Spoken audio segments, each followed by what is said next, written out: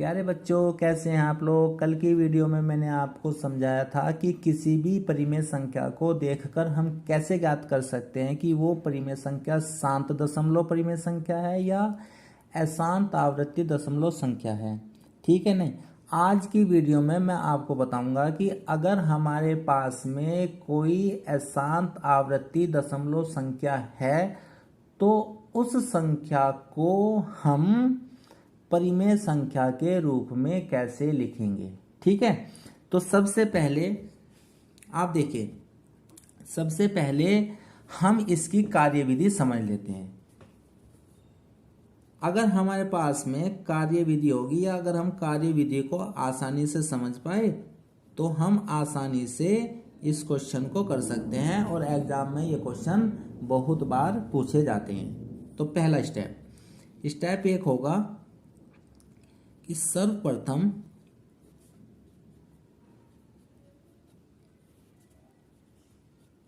दी गई संख्या को x के बराबर लिखें। ठीक है, जो भी हमें संख्या दी गई है उसको हम x के बराबर लिखेंगे। ठीक, स्टेप 2 क्या कहेगा, जिन भी अंकों के ऊपर बार दिया गया है या डॉट दी गई है उन्हें कम से कम 3 बार जरूर लिखें। बार को हटाएं, जो बार दिया गया है उसको हटा देंगे तथा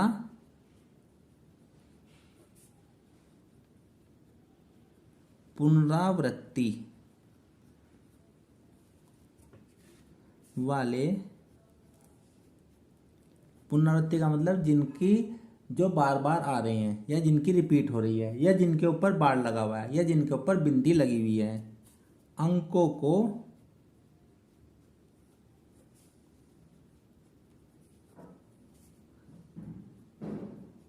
कम से कम 3 बार जरूर लिखें। ठीक है, इसके बाद मैं आपको एक एग्जाम्पल सिखाऊंगा और ये सारे स्टेप्स उसमें अप्लाई करके बताऊंगा। ठीक, स्टेप नंबर 3 क्या होगा, यदि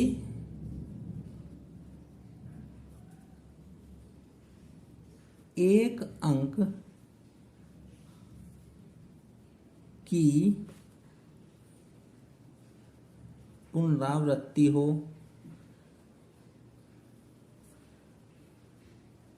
तो दोनों तरफ 10 से गुना करेंगे। यदि 2 अंकों की पुनरावृत्ति हो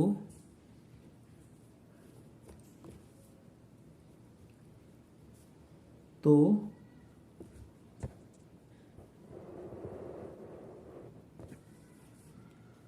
सौ से गुना करेंगे।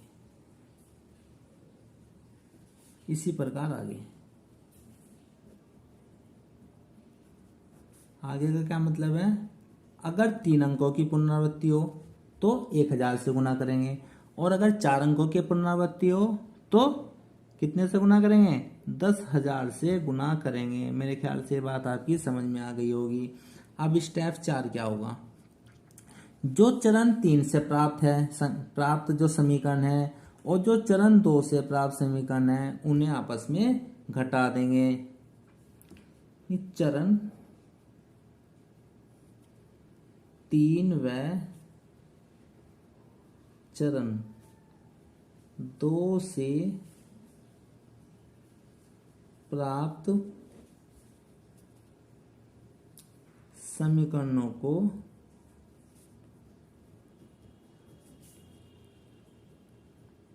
घटा देते हैं। ठीक है।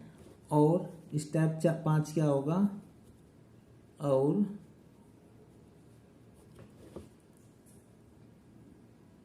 चरण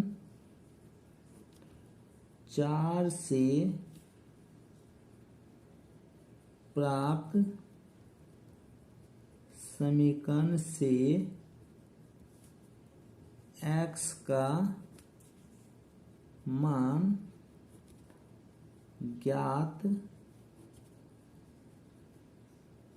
करते हैं, जो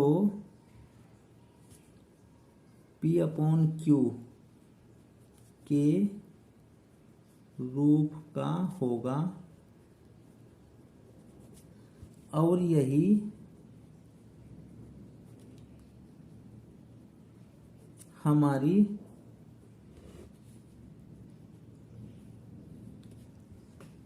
हमारी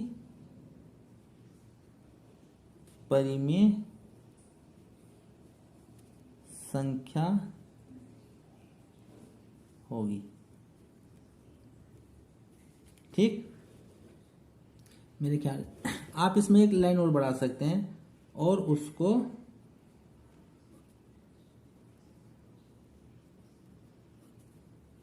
समीकरण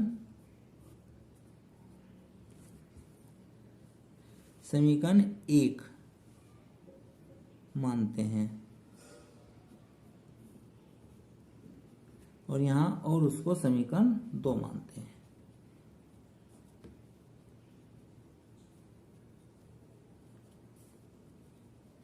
समीकरण 2 मान लेते हैं।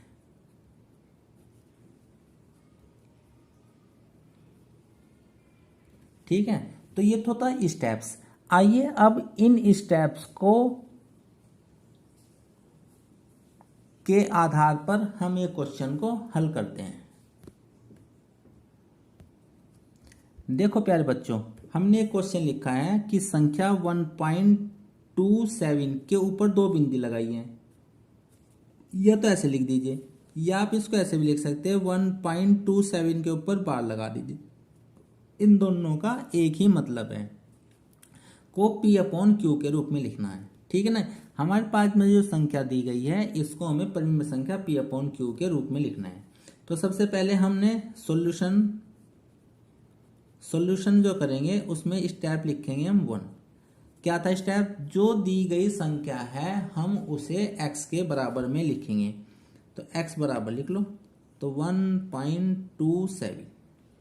ठीक, अब हम स्टेप 2 लगाएंगे। स्टेप 2 में मैंने आपको बताया था कि ये जो बार है या तो ये जो बिंदी है इनको हटा दीजिए। ठीक है, और 1.27 और जो जिन संख्याओं के ऊपर बार या बिंदी लगी है उन्हें कम से कम 3 बार लिखें। देखो, 1 बार लिखा मैंने, 2 बार लिखा मैंने और 3 बार लिखा। आप आगे भी लिख सकते हैं और इसको समीकरण 1 मान लीजिए और बिंदी आएंगी यहाँ पर 3। इसका मतलब ये है कि ये आगे भी आप इसको लिख सकते हैं या ये लिखा हुआ है। ठीक है, उसके बाद स्टेप 3 आ गया। स्टेप 3 में मैंने आपको बताया था प्यारे बच्चों कि जिन संख्याओं के ऊपर बिंदी लगी है उतने ही जीरो से दोनों तरफ गुना कर देते हैं। देखो, 2 के ऊपर लगी है तो 2 जीरो यानी 100 से गुना होगी। अगर ये 1 के ऊपर लगी गई होती तो 1 जीरो यानी 10 से दोनों तरफ गुना होती। तो क्या लिखेंगे? दोनों तरफ 100 से गुना करने पर, तो यहां 100 से गुना करेंगे ये हो जाएगा 100x, और यहां 100 से गुना करेंगे 100 गुना 1.272727। अगर हम इसमें 100 से गुना कर रहे हैं तो दशमलव उठ करके 2 अंक आगे चली जाएगी, तो ये हो जाएगा 127.2727 और एक अपनी तरफ से एक बार और लिख दीजिए 27। दशमलव के बाद जितनी संख्याएं आपने लिखी हैं, गुना करने के बाद भी दशमलव के बाद उतनी ही संख्याएं आपको लिखनी है। देखो दशमलव से पहले मैंने यहाँ 3 बार लिखा था, यहाँ हो गया 1 2 3 4, लेकिन ये दशमलव के बाद की 3 रखनी है। तो ये जो बाद में बिंदी दिखा रही हैं, ये दिखाती हैं कि ये संख्याएं 27 27 27 बार बार लिखनी है। उनमें से आप एक और लिख लीजिए, ठीक है। अब स्टेप 4 क्या था मेरे प्यारे बच्चों? स्टेप 4 था कि समीकरण 3, स्टेप 3 से प्राप्त जो समीकरण 2 है, स्टेप 2 से प्राप्त जो समीकरण 1 है, दोनों को घटा दीजिए। तो 100x बराबर 127.27227, ये तो समीकरण आ गई 2, और यहाँ आ गया x बराबर, यहाँ हो गया 1.272727, 1 2 3 समीकरण नंबर आ गई है 1। अब हम इन दोनों को घटा देते हैं, तो ये जाएगा माइनस, ये हो जाएगा माइनस, यहाँ है 1, 100 में से 1 गया 99 x, ठीक। अब देखो जो दशमलव के बाद में बराबर जो संख्याएं हमने करी थी उसका फायदा यहाँ आपको मिलेगा। देखो 7 में से 7 गया 0, 2 में से 2 गया 0, 7 में से 7 गया 0, 2 में से 2 गया 0, 7 में से 7 गया 0, 2 में से 2 गया 0। ध्यान रहे दशमलव के बाद में जो रिपीटेशन है, जैसा समीकरण 1 में होना चाहिए ऐसा ही समीकरण 2 में भी होना चाहिए। अगर आपने बाई चांस ऐसा कर दिया कि यहाँ तो 2 7 लिख दिया और यहाँ 7 2 लिख दिया, तो ये मान लीजिए आपका सवाल गलत हो जाएगा। तो दशमलव के बाद में जितने भी आंसर आएंगे वो सब 0 आने चाहिए। अब यह है 127 और यह है 1, तो घटा देंगे तो 126 आ जाएगा। अब इसको क्या लिख सकते हैं? 99x बराबर 126। मेरे प्यारे बच्चों, ये आपकी बात समझ में आ गई होगी। तो x बराबर कितना हो गया? 126/99। तो ये एक परिमेय संख्या आ गई है। कल मैंने आपको बताया था कि परिमेय संख्या जो होगी वो अपने न्यूनतम रूप में होनी चाहिए। इसका मतलब ये है कि ऐसी कोई भी संख्या नहीं होनी चाहिए जिससे हम अंश को भी भाग कर सकते हैं और हर को भी भाग कर सकते हैं। अगर ऐसी कोई संख्या है तो पहले हम उसको डिवाइड कर देंगे और डिवाइड करने के बाद जो संख्या निकल कर आएगी वही आपका आंसर होगा। अब देखो, अब यह है 126 और यह है 99। 3 से हम भाग कर सकते हैं, 3 चौक 12 और 3 दूनी 6, और 3 से भाग करेंगे तो ये आ जाएगा 33। क्या हम किसी और संख्या से भाग कर सकते हैं? हाँ, 3 से फिर कर सकते हैं। तो 3 11 11 तिया 33 और 14 तिया 42। तो x बराबर हमारे पास में आ गया 14/11। तो 14/11 126/99 का न्यूनतम रूप है। तो परिमेय संख्या हमेशा न्यूनतम रूप में ही लिखी जाएंगी मेरे प्यारे बच्चों। तो ये आपका आंसर हो गया। अब आप देखो कि 14/11 जो है वह आपका P/Q के रूप में है, यानी ये एक ऐसी परिमेय संख्या है। अब अगर आप 14 को 11 से डिवाइड करें तो आपके पास जो डिवाइड करके संख्या आएगी वो आएगी अशांत आएगी, और आवृत्ति होगी कुछ अंकों की बार बार पुनरावृत्ति होगी, ठीक है ना।